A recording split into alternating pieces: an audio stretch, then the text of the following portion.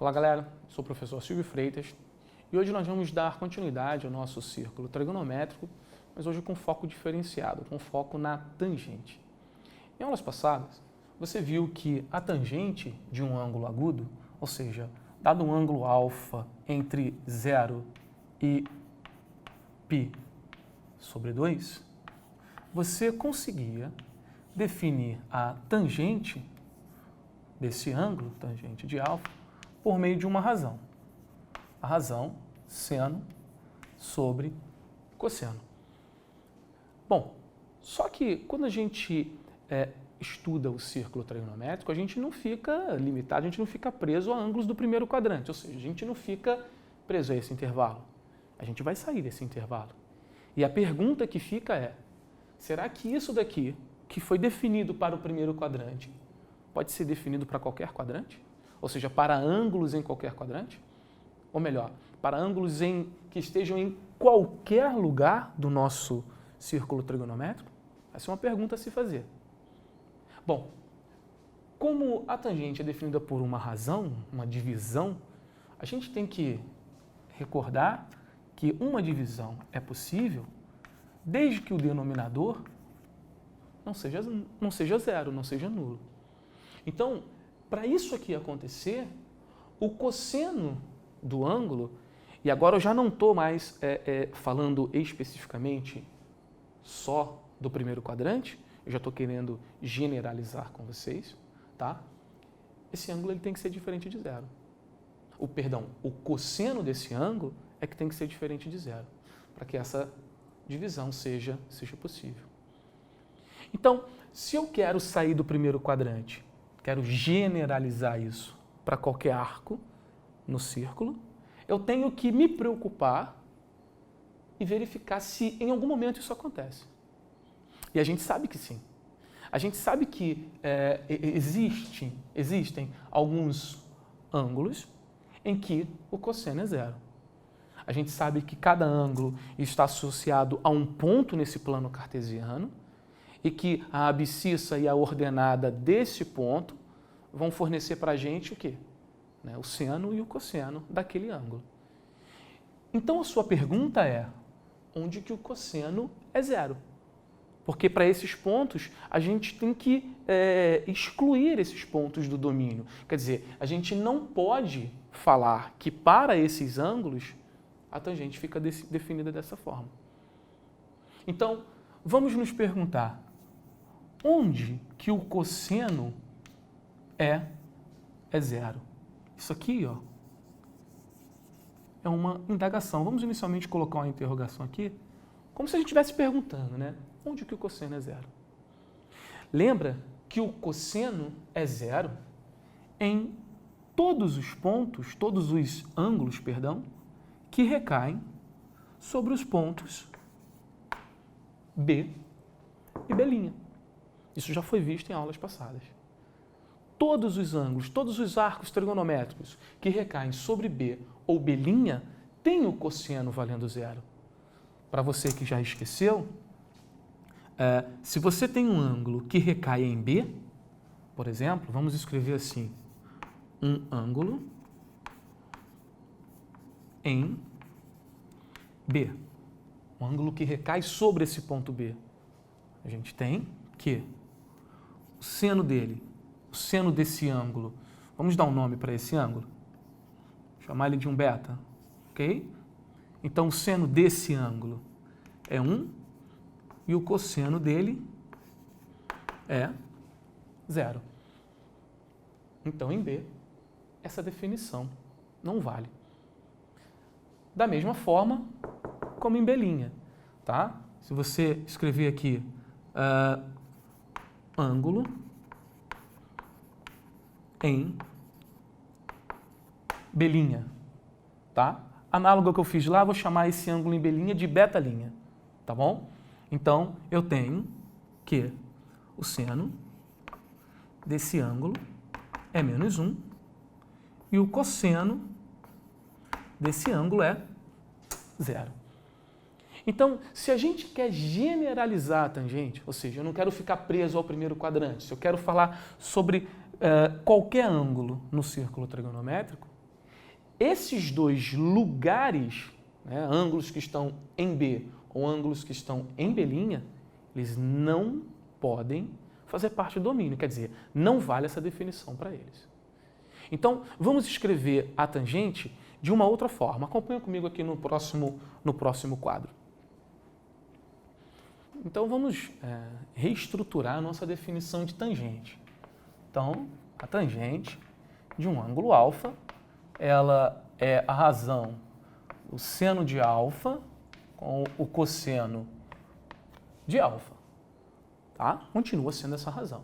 Agora, a gente tem que se preocupar em eliminar os ângulos, os valores para alfa, onde o cosseno dá zero.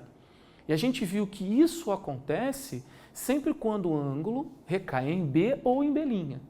Então, isso aqui é válido desde que o ângulo alfa seja diferente.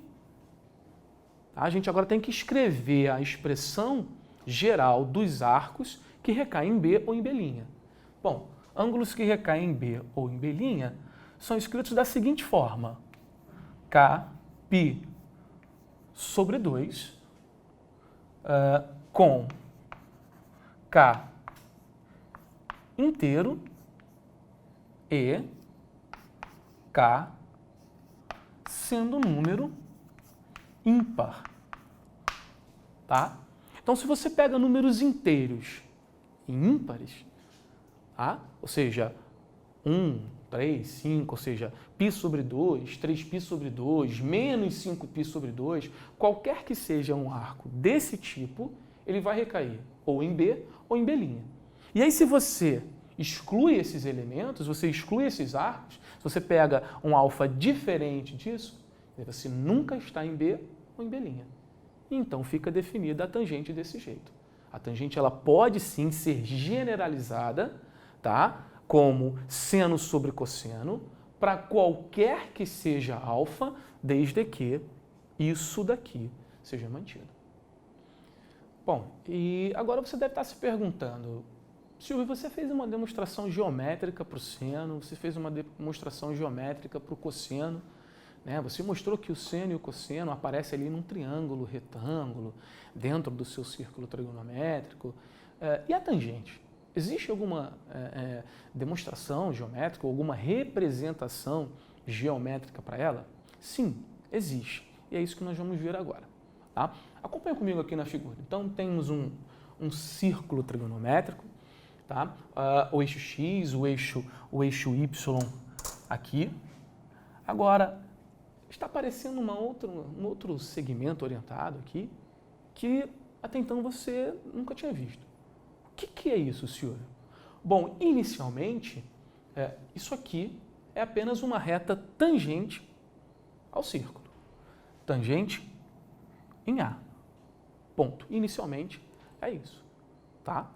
Bom, se ela é tangente ao círculo em A, eu sei que toda reta tangente no seu ponto de tangência forma com o raio um ângulo de 90 graus. Então, essa reta é perpendicular ao eixo X. Vamos escolher um ângulo qualquer aqui no círculo trigonométrico. Tá? Eu vou escolher um no primeiro quadrante. Poderia ser em qualquer outro lugar. A demonstração é feita de forma análoga. Eu vou escolher aqui no primeiro quadrante um ângulo alfa qualquer. E aí você sabe que associado a este ângulo, tá, existe um ponto no círculo trigonométrico. Eu vou chamar esse ponto de P. Tá? Vamos fazer a projeção desse ponto no eixo X. Tá? A projeção também ela é perpendicular. Vamos chamar esse ponto aqui de E. Recordando aqui, O, o centro do nosso círculo trigonométrico. Tá? Desse triângulo retângulo reto em E, OE é o valor da abscissa desse ponto e EP é o valor da ordenada desse ponto. E agora, a gente vai fazer o prolongamento do raio OP, até que ele intersecte essa reta tangente ao círculo trigonométrico. Então, fazendo esse prolongamento,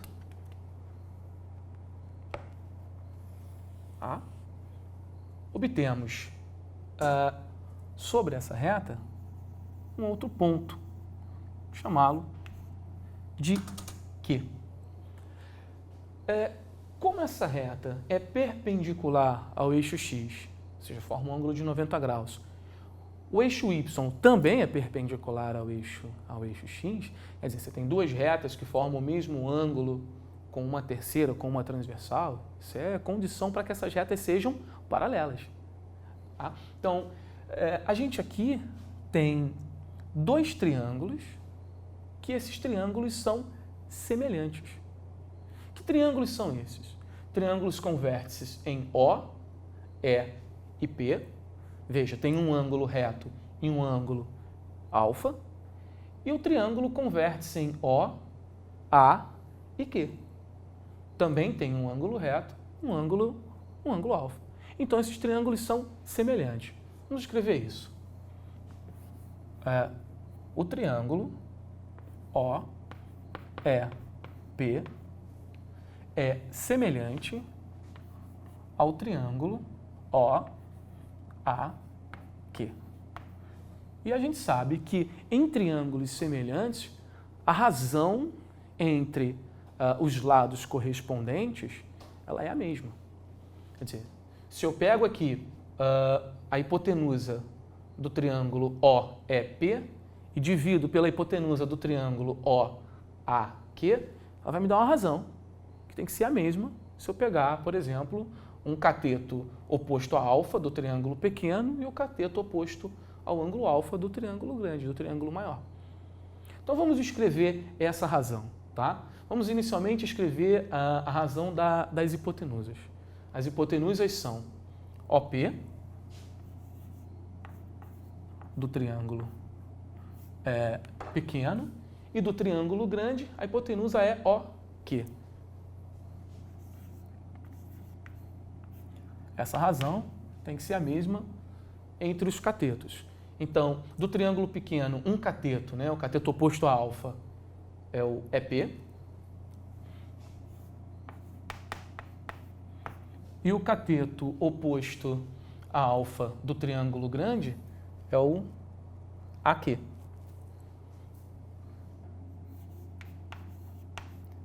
E agora, a gente vai olhar para a razão dos catetos adjacentes a alfa.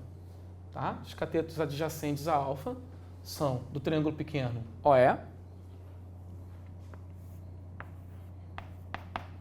e do triângulo maior é OA. E o que vai nos interessar nesse momento é só essa parte final aqui, ó. Somente essa parte final. O EP, aqui, OE e OA. Então, veja no seu círculo trigonométrico o que são esses segmentos, o que esses segmentos representam para você. Tá? O EP é a abscissa do ponto P. Então, portanto, ele representa o seno do ângulo alfa.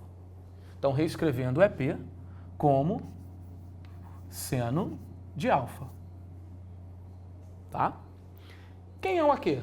Bom, o AQ eu ainda não sei. Não sei o que isso representa.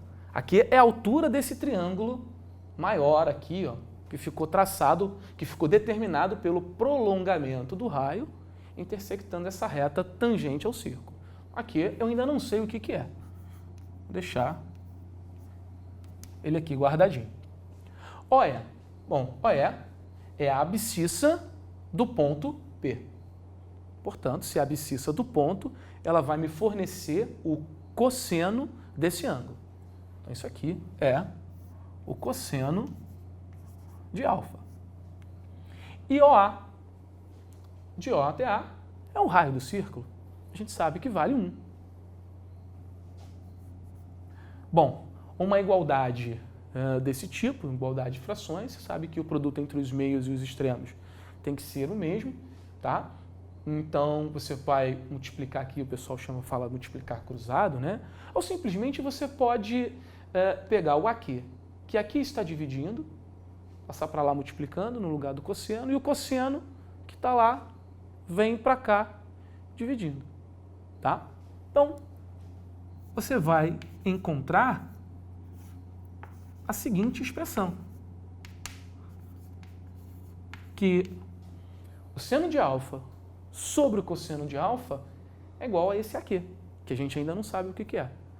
E você está com uma interrogação, mas Silvio, isso aqui a gente não definiu como sendo a tangente de um ângulo qualquer, né? Guardadas as proporções, que não pode recair nem em B nem em B', lembra disso, tá? Eu vou responder sim, é a tangente de ângulo, do ângulo alfa. Então você conclui que a tangente do ângulo alfa é aquele aqui, aquela altura do triângulo determinado pelo prolongamento do raio até intersectar a reta tangente ao círculo. Talvez não seja à toa que essa razão seja chamada de tangente, não é mesmo? E aí você tem uma representação geométrica para a tangente de um ângulo. Pode ser feita para um ângulo qualquer, de novo, desde que não esteja em B nem em B'. Então é isso, galera. Forte abraço e até a nossa próxima aula.